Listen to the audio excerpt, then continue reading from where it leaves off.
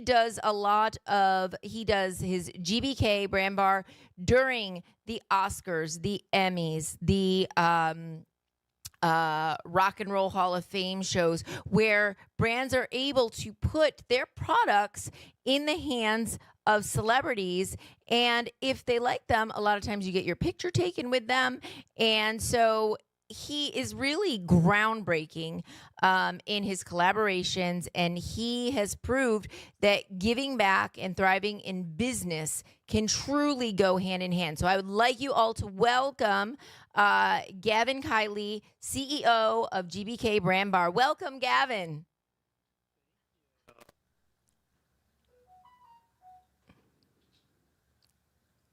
Hi, how are you? So excited to have you this evening. Great to be here. I apologize in advance. We lost our power in our house, and I'm sure you guys may have heard about the LA fires, and the electric company is out trying to fix everything. So How's it going? Is I'm just in a everybody park down the street from us, so it's great. good? Good. I'm glad. And you know, I think about that. I think about people in LA all the time because it has been quite difficult and challenging, and it's a hard thing. So I'm praying for everybody, and I hope you and your family are well. Yes, all my friends and family are definitely doing fine, at least health-wise. Good. But needless to say, I've lost many friends and family to they lost their homes and all their, assets, and it's been very sad. It's Yeah. been very sad. But we're doing what we can at our upcoming events to try to help those that lost things. So, I can tell you a little bit about that if you're Yes, interested. I can't wait to talk about that. So let's go into that. We'll jump right in. So you started this back in 2001, and it ended up that you did an event, and one of the brands that you had was a watch that you had given to Ozzy Osbourne, and Ozzy Osbourne then took Yes. that watch and showed everybody, and that's when you had your epiphany of how, wait a minute, I can do good work because I've been studying you this week. So you could do good work, you could do philanthropic work that you really want to do, but also help brands bring these products to celebrities. That we know in this day and age that celebrity branding, ambassadors, is everything. And so you found a way to bring these two worlds together. Tell me a little bit more about that. Yeah, so, for example, the example you gave with Ozzy Osbourne, he actually literally put a watch in his mouth. And so we got that photo, and then we got it placed into Us Weekly, In Touch, People Magazine. And I realized that, brands could garner a lot of awareness, by giving celebrities their products. So we don't believe in just doing gift bags. From our perspective, we need to do a gift lounge surrounded around a major event, whether it be, as you alluded to earlier, the Grammys, the Oscars, the Golden Globes, whatever it might be. And we're going to be at Super Bowl coming up as well. And, and so the brands are actually there on site. They have their product, and then it's a quid pro quo. Mm-hmm. So meaning they're giving that product to the celebrity in exchange for a photo with them. Mm-hmm. And then the brands can use those photos in social media. They can use them on their website. They can submit them to press. And of course, it's huge, on Instagram now, so they can ask the celebrities to post as well. So, our average event generates about 500 million media impressions, if not more. Wow, that's amazing. And some of these celebrities, depending on who they are and what the brand, or sometimes you have nonprofits there, we've talked about that they actually get on board with it. They're like, wow, this is a great nonprofit, or this is a great thing that you're doing, or this is a great product. Yes. I mean, the celebrities, sometimes they'll be on their advisory board for one of the many nonprofits that we work with, Mm-hmm. or they'll become, a spokesperson for a particular brand. Mm-hmm. I've always had the belief that at the end of the day, you don't want to just reach out to a publicist or reach out to somebody to be your spokesperson unless you know that they actually like your product. Mm-hmm. So one way that you can find that out is by showing them the product at one of our events. And if they like it right then and there, you can ask them if they're interested. And you can pay them in a myriad of ways. It doesn't have to just be cash. It could also be a percentage of the company, or something like that. Mm-hmm. Yes, and I think that that's important. And a lot of times people are like, yeah, you say that. But, let's give some examples. Like Jennifer Aniston, one of the people was Smart Water, right? Exactly. And, Exactly. Yeah. Jennifer Aniston was Smart Water. Genuine, he was at our Rock and Roll Hall of Fame. No, not Rock and Roll. It was the BET Awards. Mm-hmm. And there was a company called Adult Chocolate Milk. And he then actually made a song out of the Adult Chocolate Milk brand. Yeah. And didn't even ask him for anything about it. Mm-hmm. So I think that's really important because a lot of times people are like, yeah, but what do you really get out of it? What is it? And these are true tests, and these are only two, and these are true tests of what actually aligns with people and with these celebrities, because a lot of times they do want to give back, but they're looking for something genuine themselves, So Yes. I think that that's really important. So you have just had the Critics' Choice Awards, the Grammys are coming up, the Oscars, the Super Bowl. How do you do it? We're always looking for great brands. We're looking for brands that we feel that would resonate with celebrities, and that they're going to like, as well as brands that we think that the press would enjoy writing about. So some are repeat brands. We have a brand called Mend, which is this high-end skincare that all the celebrities seem to really like, because it's not just skincare. It has healing elements to it as well. And we've had celebrities come back, from the Golden Globes and then the next event, whether it be the Oscars, and actually say to the brand, we really like this, and how do we get more, or how do we get involved? So sometimes we'll let a brand come back, but more often than not, we like to have new brands at each one of our events. Yeah, I think that's important.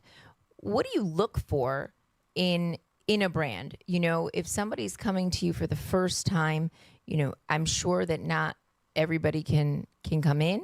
It has to have, you have to have a certain level of, you have to do your due diligence, because you're not going to bring in some random stuff and have somebody just come randomly to these events that aren't serious about their product. So what is it that you look for in brands, or even in nonprofits, or in whatever it is that people bring to your events? I mean, really, obviously, you want it to be a reputable company, or a reputable organization. Especially with nonprofits, we really do our due diligence as far as what percentage they're giving back, and what their expenses are versus what they're using the money for. And then when it comes to a brand, frankly, what do I like? What would I use? Right. And again, is it reputable? I will very often try the product first. I'll ask the brand to send me, a sample of it so I can see. Sometimes I'll just buy the product. And then if I like it, that's when I'll reach out to the brands. We also have, sales representatives that reach out to different brands too. But ultimately, it's our committee that decides whether or not that brand would be suitable for a particular event. Sometimes it might not be suitable for Oscars, but it might be suitable for Rock and Roll Hall of Fame. Yeah, because you have a different clientele. What might be suitable for Oscars may not be suitable for the Super Bowl. Right. Who knows in that sense, depending on, and because you want the best for your clients. And I know you talk a lot about win-win, which in this day and age, a lot of times it's like, I win and I don't care what happens to you. So like, and so I love that about what you stand for in that sense. But take me back a little bit in where did this all come from? Like, you have a philanthropic heart. I know that a lot of times, you weren't born saying, hey, I'm going to go and do this with brands. You discovered this ability to link two worlds together. But what was it prior to that that you were doing that made you say, I need a change, or I really want to go in this route? How did it, the pre-road, come to that main road? So really, I mean, interestingly enough, I've always been into philanthropy. Even in college, I was philanthropy chair of my fraternity. Wow. And, I created a bowl-a-thon to raise money for the homeless. And, it wasn't a lot back then. I mean, I'm old. But, we raised, $15,000, but it was great, and we saw where the funds were going and we saw how it really helped. And I think that that was really, instrumental as far as my long-term goals in life, as far as me wanting to help individuals. That being said, when I graduated from college, I did not go into philanthropy right away, because, as you might know, or as some of your listeners might know, it's not very profitable. And it's difficult to make money in the nonprofit sector. So my feeling was, okay, well, if I make money in other ways, then I can give back in my own way afterwards. So initially, I was in telecommunication sales. I did very well in that arena. I ended up being, director of sales for the whole West Coast. Got 9 promotions over 5 years. Then I had a couple internet companies of my own. One very successful, one failure. And then I was a financial advisor, and I really wanted to help individuals, with their finances and retirement. And I think that was almost the start in some respect with helping people. Although that being said, and this is the first time that I thought about that, but even in telecommunications, I was helping people because I was switching people from AT&T to our network, or MCI to our network, and they were paying 35, 40 cents a minute, and we were only charging 10 cents a minute. So I was helping people save 70, 80% on their telephone bill. Yeah.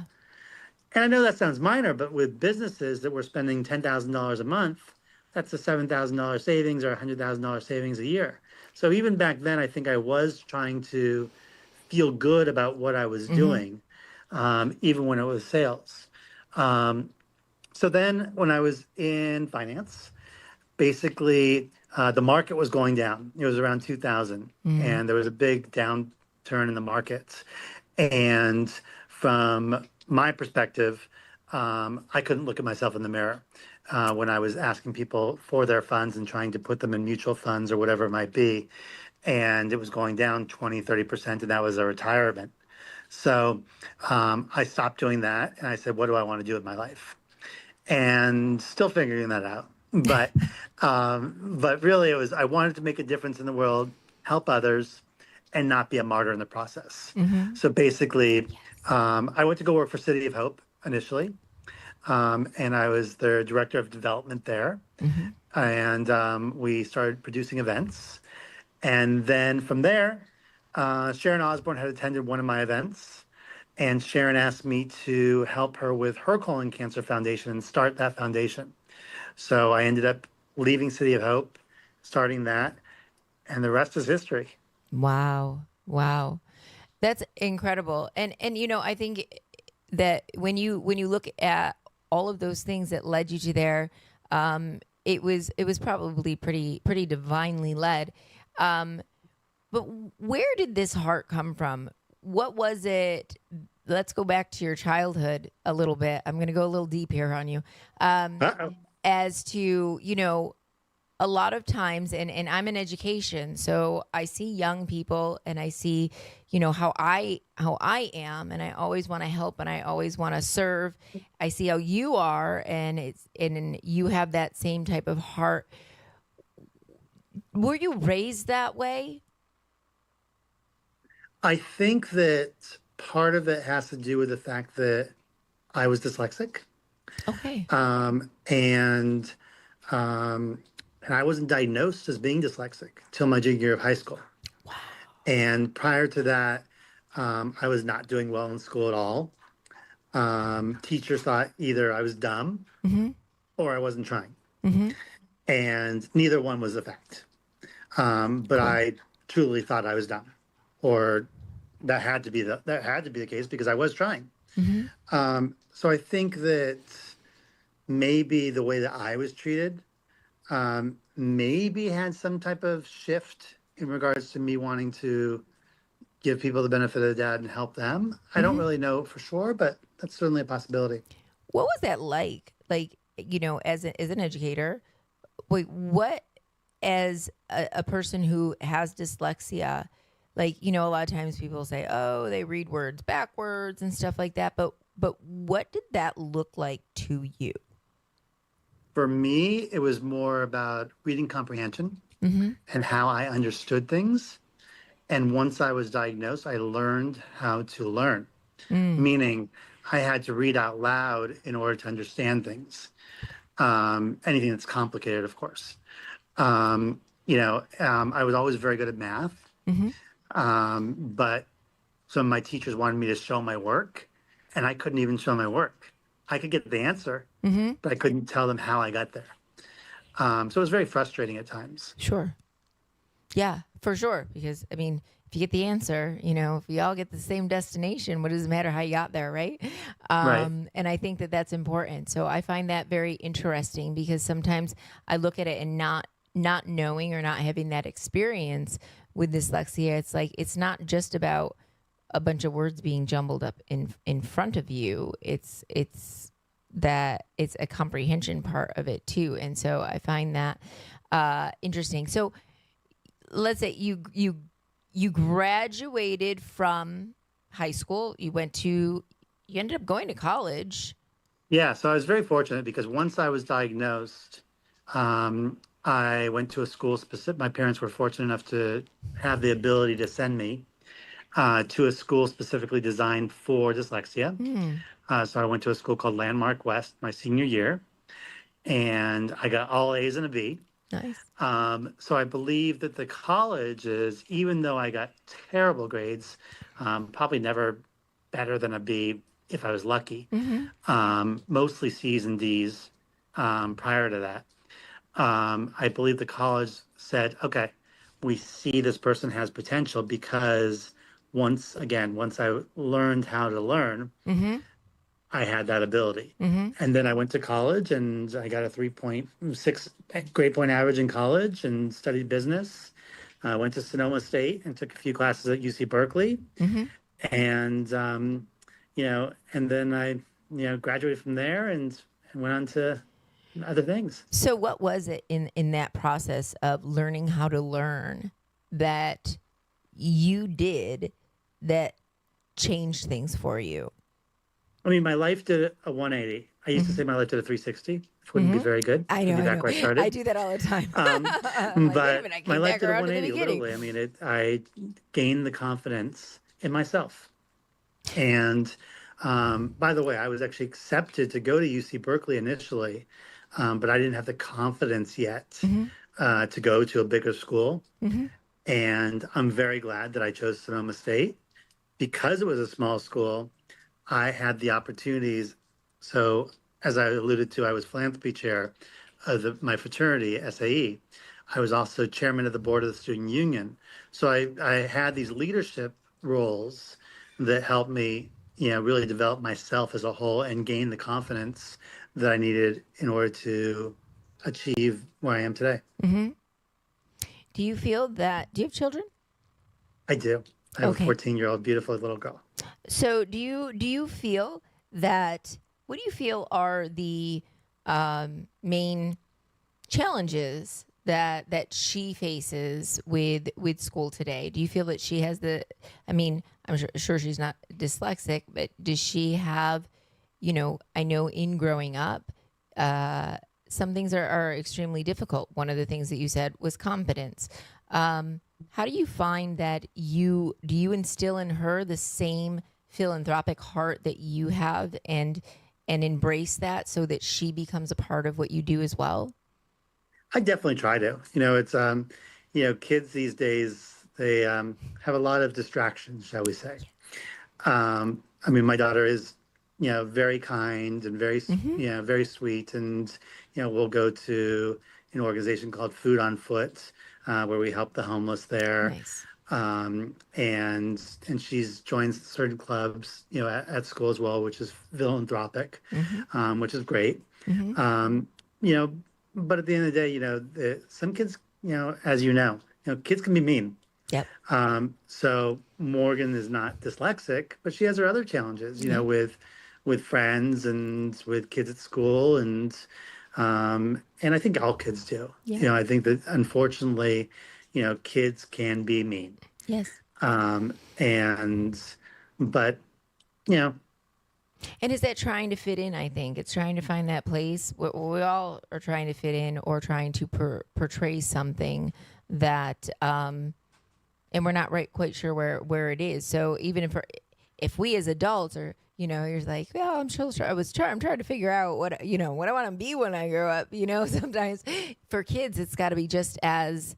It's much more difficult because they are very much influenced by those around them, and a lot of times it is one of those things that we as adults have to understand and remember when we were growing up how difficult it was and the challenges that they faced and the pressure of it, and now it's a whole other world.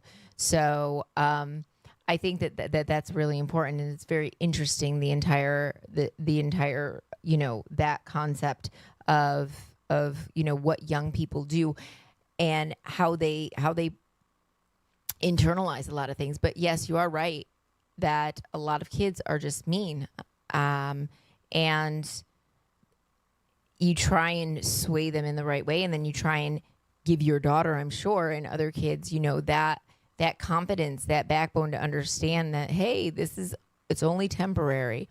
But yes. what do you think is where you got? All right, you were in telecommunications. You then went to different company, different. I can't remember what it was off the top of my head. But then you went to the philanthropy side, and I think that's really important that you did, and you made your money so that this way you can then do what you wanted to do. What do you think prepared you most, and what do you think those skills are that people need when they're getting out of high school or college in order to really and truly succeed in whatever job they're in? I mean, I think the number one thing is listening, having Mm. the ability to listen, whether it's directions that you're being given by somebody, or, when you're in sales, listening to what their needs and wants are. Hmm. But really, listening is probably the one key that I would say that people don't do enough. They talk over people, and they want to get their point across so badly, that they don't listen enough. Hmm. I agree with that, because they're thinking about what they're going to say as opposed to then saying, hearing what you have to say and responding rightfully to that one, the to what you're actually saying, and sometimes people don't want a response, they just want someone to hear them as well. So I think Right. that is really important. And so as we look forward and we look at all of these, what you have created as a company, right? We know that it's countless hours, and it's a lot of hard work. It's a lot of relationship building. I don't want to say networking because but networking is very transactional, but relationship building is really important. What, how do you feel that you did that so that you can create what you have today? Because it's hard work to build those relationships, keep those relationships, and continue on with them so that you could get to the important work that you do today.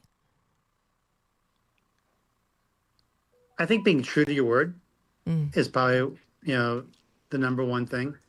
Being true to your word, and and always doing, what you say you're going to do. But also, at least for our business, always having high quality. So whether it be our gift lounges or producing an event, we always want to make sure that, it's the best quality. It's a fun event and people enjoy themselves. And, so there's other companies out there that try to do what we do, at least in the gifting arena, and they'll let anyone in. Mm-hmm. They'll let a company that's just giving away paper clips.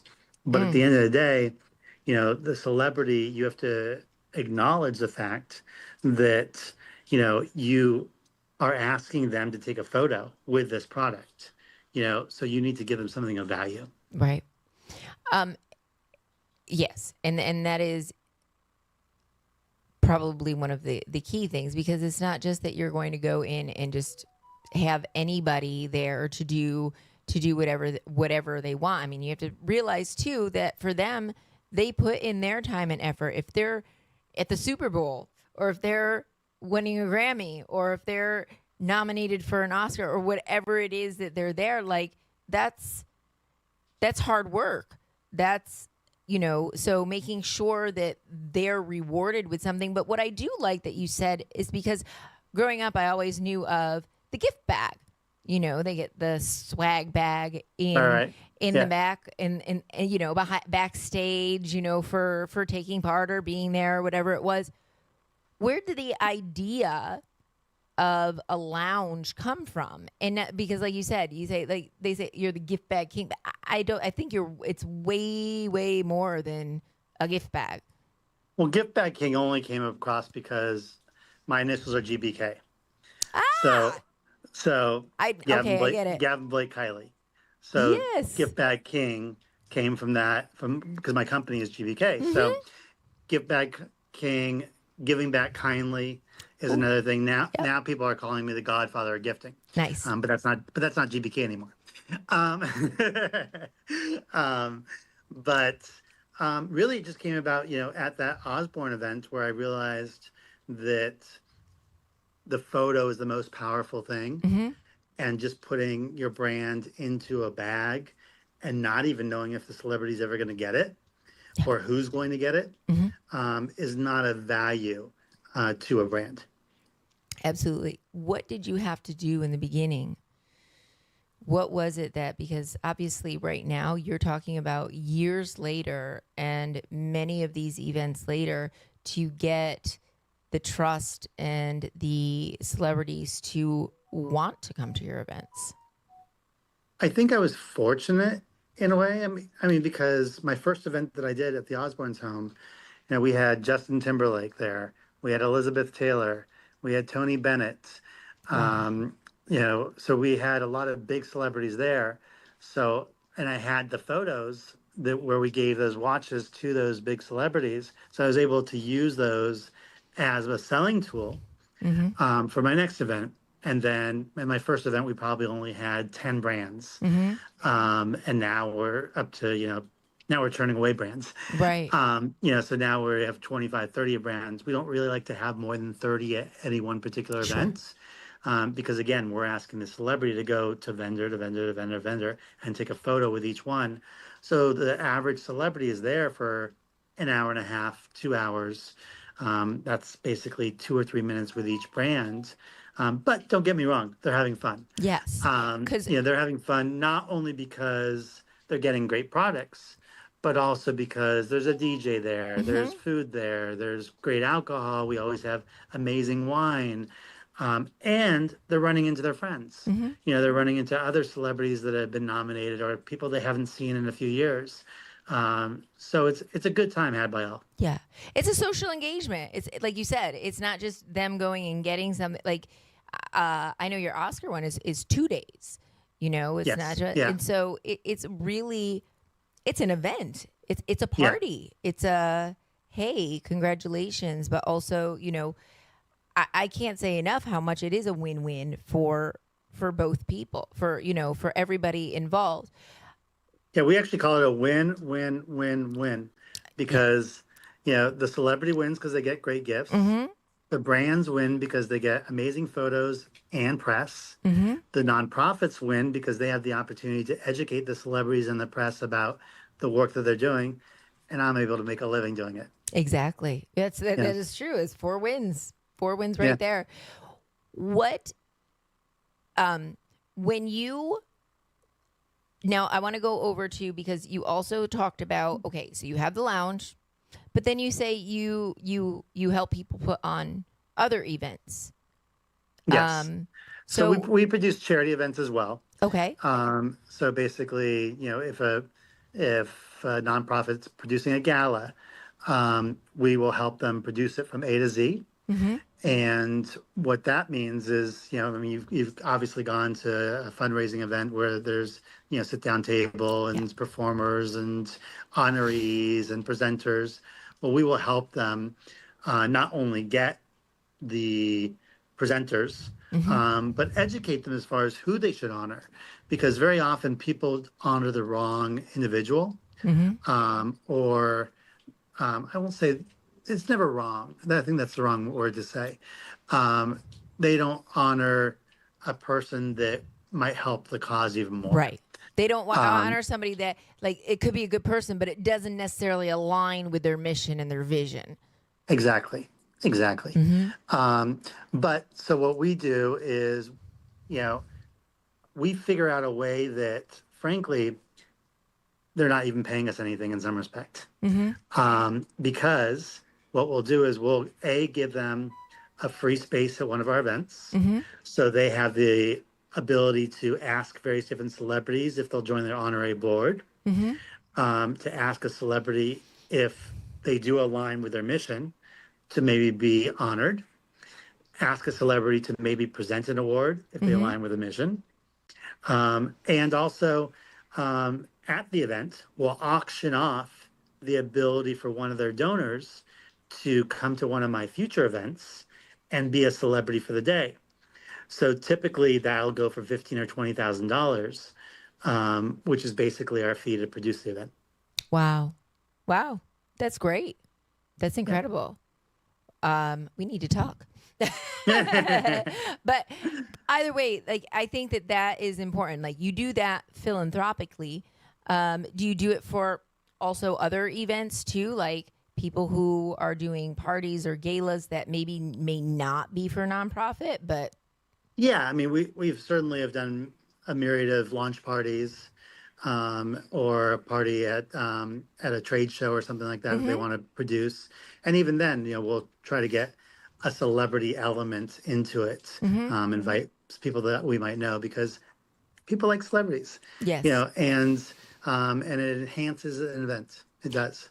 And I think that to not only that, but you, what a celebrity does that if they align properly with whatever the brand is or whatever the product is or whatever the mission is, um, we know that, I know anyways, how long it takes to go organic, to go solo. It's Right. it's solo, so slow, right? So if you really have that mission of it and you want to put it out there and you have the means to do it, then I mean, and they align with you, I think really it's a no-brainer, because it's influencer marketing. It's celebrity branding. And a lot of people are like, "Oh, it's not important." How important do you feel celebrity branding is to make something go faster? I'm biased, of course. Of course, but you're also But honest. I truly do think it's important. I mean, I truly do believe that at the end of the day, you know, at least for what we do, Mm-hmm. you know, a picture speaks 1,000 words. Mm-hmm. And you see these photos that get placed in People Magazine and Us Weekly and In Touch, and how do you think they get there? They get there by, frankly, participating in one of our events Mm-hmm. and getting these photos, with these celebrities. Because otherwise, you couldn't get one celebrity. Maybe you can get one a friend of a friend of a friend of a friend, Right. but you couldn't get 40 or 50 celebrities. And I always tell my brands that if you get 50 photos, to use those over the course of 6 months.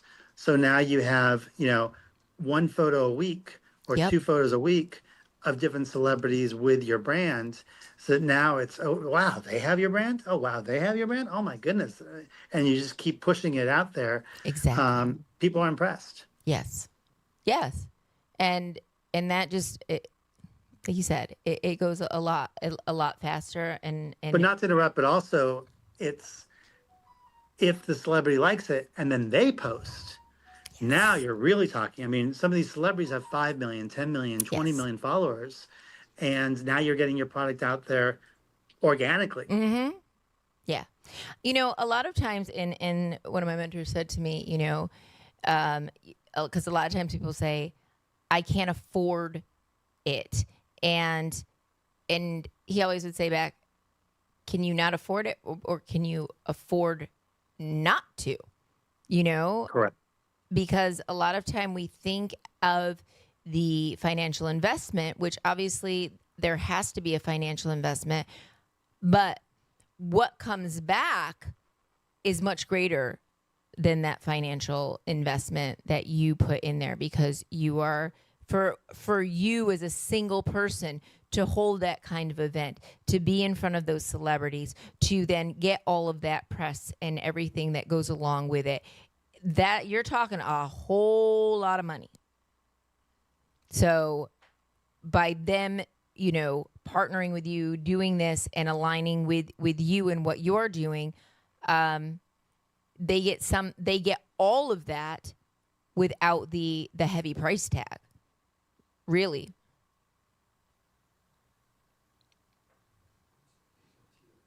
Oh, so we kind of we lost for a second. We'll be right back. And so, but I mean, I think that this is something for all of us, my audience, whoever's listening right now, and when we do the replay, like, this is really important. If you have a brand out there, if you have a product you want to market, you want to get it in front, like, this is the real deal. A lot of people, you see fake news, fake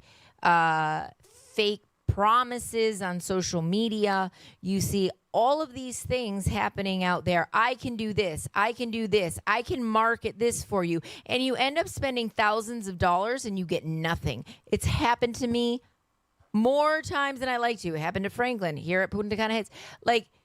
And here, when you look at, if you go to GBK Brand Bar.com, their website, and you see what you get, like, you can't compare that to any marketing that you pay for, to anything. Like, it's truly and honestly the real deal. So I highly recommend that if you're trying to get something in front of the right people and you don't have $200,000, $250,000 or whatever it is to hire a celebrity to come to your event or come to your gala or whatever it is that you want them to attend, this is a great way to start. When you're on a budget, it is a great way for you to be able to go and say, hey, I'm going to get all of these pictures with all these celebrities holding my product in their hand. And then ultimately, at the end, you come back with all of these photos and video, and you're able to then have post after post after post after post on social media. And I'll tell you, I did my due diligence, and Gavin is truly the real deal. When I'm not talking about these events being at some small little place, like, you're talking Beverly Hills and the Beverly Wilshire. And how often would you be able to get your product at an event like that in front of people without a huge chunk of change? So I know we lost you for a second. So I was just kind of saying how amazing it is what you do, and how people out there that are listening right now, they have a product, a service, something that they're looking to get out there, but their budget doesn't allow them to have a big gala or hire a celebrity or, whatever it might be, that this is a fantastic alternative. Can I add one more thing too? Sure. Just because we have the Grammys coming up, Mm-hmm. and it's too late to get involved in that Yeah. event, but we're going to be collecting or creating 1,500 gift bags for the fire victims. Wonderful. And we're also creating 400 bags for teenagers. Nice. And we're going to be doing the 400 bags for the teenagers at the Oscars as well. And so we are looking for anyone that wants to give any type of gift cards. Mm-hmm. If you have a corporation, you can do American Express gift cards and put your name on there and give them to these teenagers that have lost everything. Oh my God. Or if you have a product or a service that might make sense for a teenager Mm-hmm. that lost everything, we would love to potentially include that in the bags too. And we'll be putting your logo in the background. We're going to have celebrities stuffing these bags. And so you would get photos that way too. Excellent. That's amazing. So, all right, since we're coming towards the end, there's one more question I want, and then we're going to then I want to get you to give all of your information so people who want to donate, who want to help, who want to send you how to reach out to you to do that. But my last question is, you've come this far, and we know that in our business and things that we do, we always are striving for that next thing, that next vision. What do you see? What is your vision for the future? You didn't tell me you're going to ask me that question. No, you didn't I'm tell me any sorry. of the questions. But my vision for the future is really just to keep going strong, keep helping others, keep producing these events that make people happy. I really don't see an end in sight because we'll continue to do these lounges and we'll continue to help those in need. Mm-hmm. I think that, one of the things I always say is that, a lot of people are like, why you work so hard? And it's like, I don't work hard. When you love what you do, it's not work. It's hard Right. work, hard work, not hard work, I love that. Yeah. So, so yes, I truly believe that. But also sometimes then eventually comes that little flicker in your mind of that, ooh, how I can amplify and make it, sometimes you're like, this is great. And then you're like, oh, but this can be even greater. So I guarantee something's going to come and that's going to continue to make your, what you do even better and reach even more people, because I think you bless so many people. So I think it's Thank you. wonderful. So how can people contact you, find out more about advertising their products with you, but also help you with the donations and the gifts, gift bags that you're doing for the fire victims and the teenagers who also have lost everything in these California fires? So my Instagram is G as in Gavin, B as in Bravo, K as in King, Brand, Brand, Bar, Bar. That's our Instagram. Mm-hmm. And then you can also reach me directly at Gavin, Gavin, at gbkbrandbar.com.